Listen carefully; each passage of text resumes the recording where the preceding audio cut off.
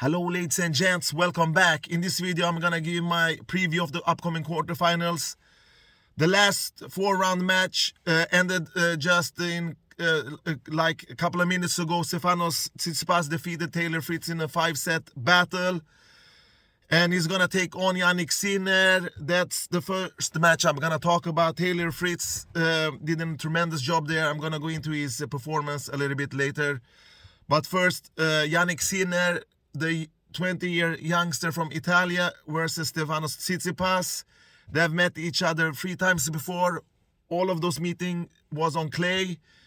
They have met twice, I think, at Rome, where they have one match each. And Stefanos won also at the Barcelona event, a 500 tournament. So, Janik Cena to start with, what a power demonstration from him. He beat the guy with no weapons, the light version of Leighton Hewitt, and that was Alex de Minaur. He crushed the ball, he crushed his opponent, he moved great in this match. He's almost complete in my eyes. He has to, of course, improve his serve and tactical skills, but otherwise that forehand, that backhand, that shot selection that he has in his toolbox are amazing. And it's not an understatement to call him the future of tennis, because he has had the eyes on him for quite a long time now. So Janik Cena is here. He's reached his, I think it's his first quarterfinal at Australian Open. He beat Sosa in the first round, Johnson in the second, Taro Daniel in the third, and de Minaur now. And he is really a great player with no, his flaws are very visible for his opponents. That's his serve. He can actually be a better returner also, but against Stefanos Tsitsipas, his power demonstration will have to continue with pace, with depth, with precision, like he did against de Minaur. If he can execute at the game plan to the fullest, he will have a decent chance against the young Greek, who is at the age of 23 now. He has reached the second week here for the third time, I think. He can, if he wins against Sinner, he will have reached the semifinals at Australian Open for the third time. He has also lost a Grand Slam final against Novak Djokovic on the clay surface at French Open. We all know that. In the battle between him and Taylor Fritz, the 5-set battle, Stefanos Tsitsipas played great tennis sometimes and awful tennis sometimes. He mixed those up pretty much in this match, and that's why this went to a tiebreaker. But first, a little bit about Taylor Fritz, the young American who is 24 years old, by the way. He played court. He has an all-round game. His backhand and forehand are solid. He serves great.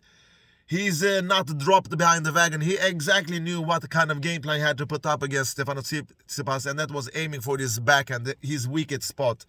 He did that and served great, and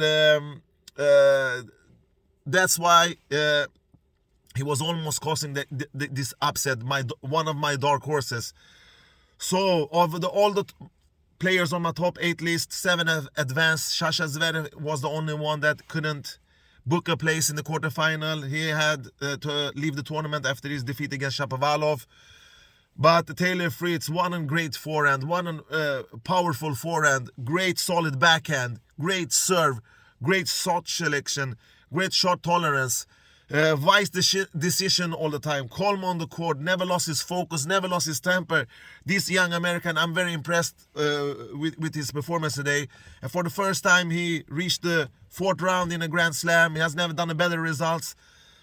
Sometimes Federer, sometimes Djokovic twice have stood in his way. Since he's a low-ranked player compared to the top 30, he's always seeded around 25 to 30, and that's why you meet a quality play in the 3rd rounds usually, and that's when he has packed his bag home. But Stefanos Tsitsipas, really guys, this guy is not trustable because his backhand, his returns are so weak. I was so pissed off when I watched this match. He spread those ball all around the court with his backhand, sometimes with his reliable forehand also. You really, if you want to win Grand Slam, guys, look at Novak Djokovic, look at Nadal, look at Federer, look at Wawrinka, look at Murray. They have all won multiple Grand Slams, but they don't have that weak spot that Stefanos Tsitsipas has. Eventually, time will catch up with him if he doesn't perform better, if he doesn't improve his weaknesses. Stefanos Tsitsipas really has to improve his backhand. He tried to slice a little bit in the third and the fourth set. That's because he tried to keep the ball low. He tried to cut off the pace from the ball. But the most important thing, I think that he didn't rely on his flat backhand and the backhand down the line. We didn't see many winners from his backhand today, but we saw plenty of unforced errors. So this light version of unforced error machine needs to step up against Sinner. One great thing that Stefanos can take from this match into the next match is that he has a strong fortitude. He was down 1-0 in sets. He was down 2-1 in sets, but he managed to come back. He fought his way back into this match. And in the third and the fourth set, after this great start by Taylor Fritz, he started to do a lot of unforced errors from his forehand. He was not that clinical like he was in the first and the third set. And in the end, when the fifth set started, I said to myself, this is going to be a physical contest now, because there really nothing much that separates these guys if you look at stats. Stefanos did 53 winners and 43 unforced errors. Taylor did 52 unforced winners and 36 unforced errors. So on the service section, they were almost equal there also. Stefanos won a little bit more. Taylor Fritz won a little bit more on his second serve. But Stefanos won more clutch in the bigger points, and that's why he won this match. Fritz got a little bit more nervous in the end. And the experience from the Greek paid the price in the end. So I think who will win the battle between Sinner and Tsitsipas? I think that Tsitsipas have the slightest edge here due to his offensive skills. But if Sinner aims for his backhand, if he serves great, hold his ground from the baseline, if he can do what he did to Alexander de Minaur, he will outpower the young Greek for sure. That's a section of this game, this matchup that Stefanos will not win and he doesn't want to go into. He needs to finish his points earlier. Not over 5+ against Sinner, because otherwise he will gonna have a really tough battle, because I think that Sinner is a better grinder, a more rock solid player than Taylor Fritz. All in all, I give Stefanos Tsitsipas the edge, 60-40 here in this matchup. Alright, on to the quarterfinal number 2, and that's between Berettini and Gail Monfils. I met twice, and Berettini has won both of them. He won the quarterfinals at US Open, I think it was 2019. It was a 5-set tough battle. Berettini barely won that match, but he survived in the end due to a better consistent, a better stamina. And we all know that Gail Monfils in this tournament has played against not that competitive player that we are used to see in this kind of events since, and that's mainly due because Novak Djokovic has not played this year. So after beating Korea, Bublik, Garin and Kecmanovic, this guy didn't lose a set in this tournament, but he hasn't faced his biggest test, and now it's gonna be the young Italian Berettini. But you can only play in what's in front of you, and so far Monfils has done that great. He has this tremendously good backhand and forehand, and he moves great on court. He has to serve better, he has to hold his serve better, he has to return better, of course, in Berettini's serve, which is the key here. If he can take his teeth into the serve, he will have a chance.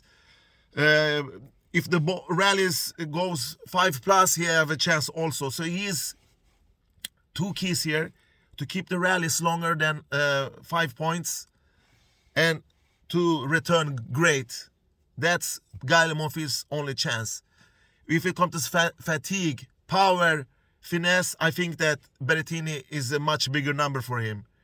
So Monfils absolutely have the chance. he can cause an upset here. If he does that, it's an upset in my eyes.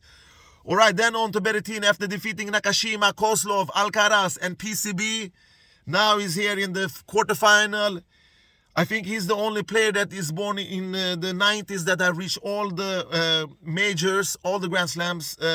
In the second round, in the second week, he has reached the quarterfinals at every Grand Slam event. Great job from the 25 years old Italian dude.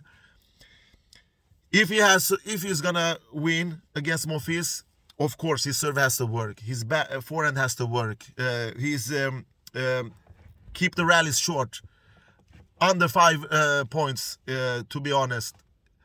And he has to be very careful when he's gonna go around and hit that backhand from on his backhand side and hit the run with forehand. Because I know that Monfils is not a stupid player. He's not born behind the wagon. He's not dropped.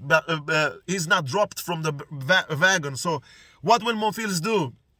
He will take his strength, the backhand, and the forehand, and play against Berettini's backhand if he have the opportunity. If he can control the rallies, he will gonna do what Pablo Carreno Busta tried to do, but wasn't successful enough, and that is to squeeze in Berettini in his backhand corner and wait for the slice and take a step into the court and execute, or make him do unforced errors, because he can do unforced errors from that backhand, trust me. But due to his high level of first strike tennis, Berettini actually have a decent chance of winning this match in 4 sets, I believe. I think that Monfils is gonna grab a set. He's gonna take and make a contest of this match. But in the end, I think that Berettini is the much better player due to his firepower, due to his great serve. So, does Monfils have a great serve that Berettini can take his serve into? Of course, he has a great first serve. He has a solid second serve. So, if Berettini steps into the court and takes a little risk to execute Monfils' second serve with his forehand, he will probably have 1 or 2, 3, 4, 5 breakpoint chances in Monfils' serve. If he can take those chances, he will and hold his serve, this battle is over, in my opinion. But you never know with Monfils. He can wake up. He has totally reached his 10th Grand Slam quarterfinal now. So he's an experienced guy. He's not an kitten here. He's not an little newborn child. He knows exactly what to do. Him, Monfils and Rafael Nadal are the only players that are over 30 years old in this quarterfinal. We have Shapo is 22 years old. We have Cena who is 20 years old, who is the youngest. We have Aliasim is 21. Medvedev and Berettini are 25 years old. And Tsitsipas is 23. And Shapovalov 22. So all of these youngsters that are in the quarterfinal, there are some newbies here. There are some young prospects here. So I believe that Berettini will have the edge 65-35. If Monfils wins, I will definitely not be surprised. But after what I saw in the previous round against PCB, how Berettini served, how he executed that forehand, how he went for the trigger, I believe that he will take this matchup and book his place in the semifinal. And then we have Medvedev against Felix Auger-Aliassime. They have met 3 times. Medvedev won all of them. They met in the semifinal at the US Open last year, and they met in the ATP Cup also earlier this year, where Medvedev won, of course. The Russian wall, the all-round machine.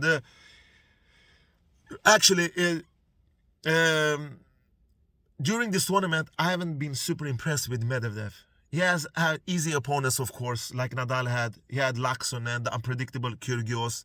He dropped a set against Kyrgios. Then he had Van der Sandschloop in the 3rd round. And then he lost a set against the American serve machine, Cressy. But all in all, I'm not rock solid impressed by his performance so far. He has done his job. Oh, yes, he has done his job. He's not... but he has...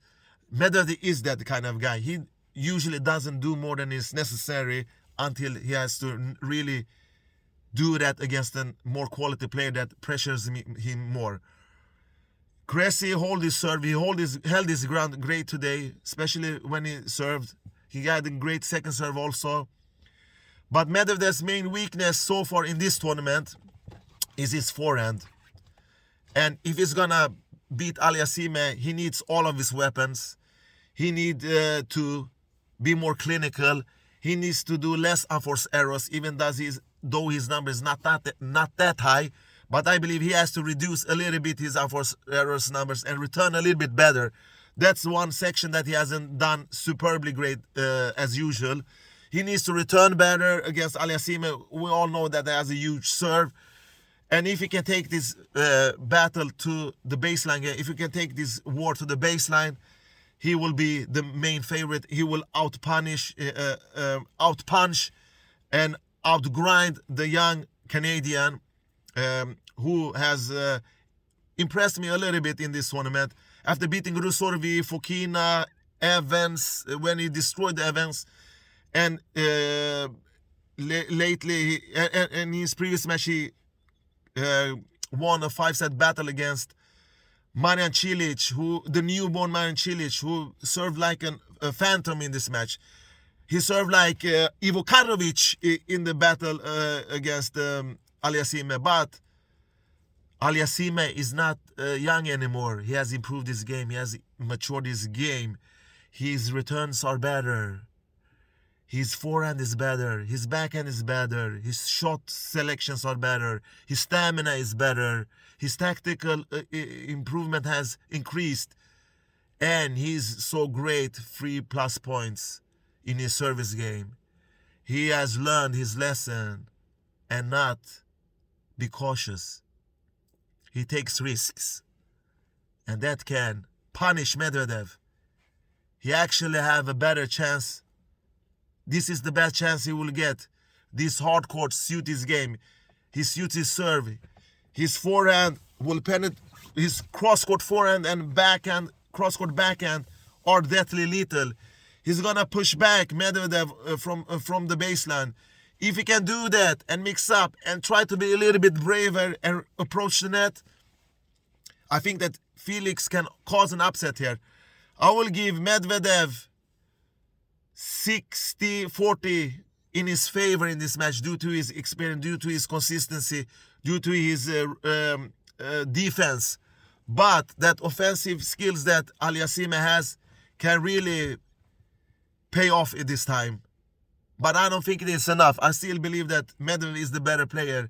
He's going to reach his level. He's going to put up another gear. Now he's in the quarterfinals. He has 3 matches left. What stands in his way? It's Aliassime, Tsitsipas is in there, and the other guys I'm going to talk about, who I believe will go through from his quarterfinal. So Medvedev, not super impressive, but not bad either. He has done his job. I will not be surprised if he raises his level. If Aliassime, who has dropped a couple of sets in this tournament, doesn't get through, I will understand that if he doesn't come up with that level, because all in all, most of these guys on the top 8 list and the players that are in these quarterfinal spots are known for being inconsistent, like Monfils, like Shapovalov, like Aliassime, like Tsitsipas. They are known for that. Berettini also in some way. But I hold Tsitsipas as the better player than Berettini still. So, we will see. But I give Medvedev the edge. And last, but I save the best for last. You know why? Because the Nadal I have seen, he has impressed me. Not because he has won all of his matches very comfortably. He always does it in the first week. But he's aiming for the target. And his target is the trophy. He has played above average in this tournament. My expectation of Nadal is always high, and I believe that he has the same expectations on himself. He destroyed Giron, he destroyed Hanfman. He's in some way, even though he dropped the set against Khachanov, he destroyed him. He destroyed Manarino in set number 2 and 3. He could have lost that first tiebreaker against Manarino, but Nadal he looks like the man to beat. He's on a quest here. He's here to collect his second AO and complete that career Grand Slam double that he has not achieved yet. Novak has done that. Rod Laver has done that. He's here to do that. If he can do that, he will be for sure he will have a decent chance now. I believe that Nadal is the man to beat now. And how is he gonna play against Shapovalov? Of course, like he has always done against his one-handed opponents on his professional career. He's gonna aim for that backhand. He's gonna squeeze unforced errors out of Shapovalov's racket. He's gonna penetrate the ball on his backhand side. He's gonna stay far behind the court when Shapovalov is gonna serve and take the ball into play. He's gonna make this competition from the baseline. He's gonna try to make this a 5+ battle, 5+ point battle. From start to the finish, Nadal will not disappear. He will be there for the whole match. He will show Shapovalov that I'm here. You want to take me out?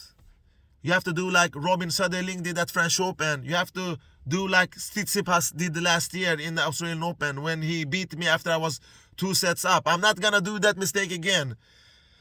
So Shapovalov, is he trustable? No. Does he have a great defense? No. Great, but not super great. Will he do a lot of unforced errors against Nadal? Yes.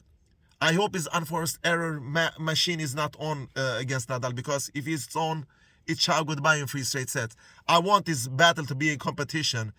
But when Dennis wants to play tennis, when he plays high-level tennis, he can take out anybody in the field.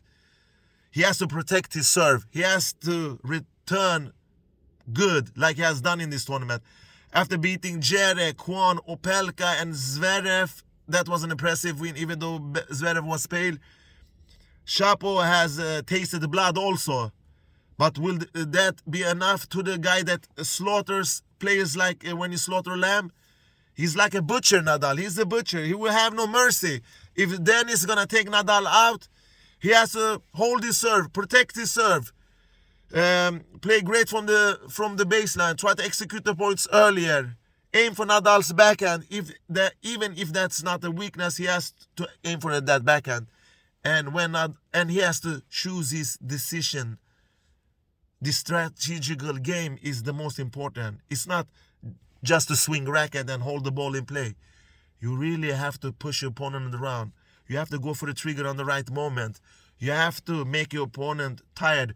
You have to make your opponent feel that you are alive, that you are not disappearing, that you are here to make a contest out of this battle. You are here to show that you are not a youngster that are hyped all the time. You are here to actually beat one of the big three.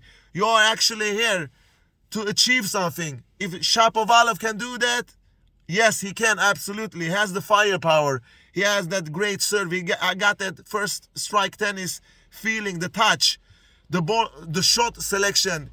If he's not a hit and run player, hit and miss player, if he goes in with the right focus in this match and doesn't do a lot of unforced errors, he's gonna do unforced errors. But the question is, how many?